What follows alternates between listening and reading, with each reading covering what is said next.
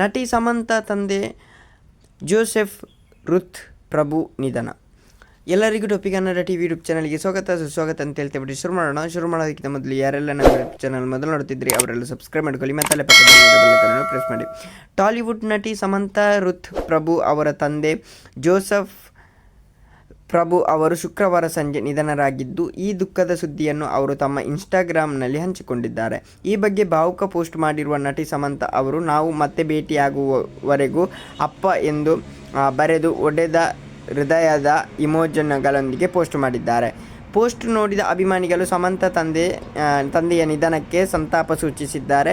ನಾಗ ಚೈತನ್ಯರಿಂದ ದೂರವಾದ ನಂತರ ಒಂಟಿಯಾಗಿರುವ ಸಮಂತಾ ಪಾಲಿಗೆ ತಂದೆಯ ಸಾವು ಮತ್ತೊಂದು ಆಘಾತ ನೀಡಿದೆ.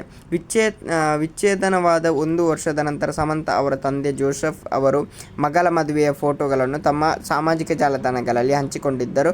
ಈಗ ತಂದೆ ಜೋಸೆಫ್ ರುತ್ ಅವರ ಸಾವು ಸಮಂತರನ್ನು ಮತ್ತಷ್ಟು ದುಃಖಕ್ಕೀಡು ಮಾಡುವಂತೆ ಮಾಡಿದೆ ಅಂತಲೇ ಹೇಳ್ಬೋದು.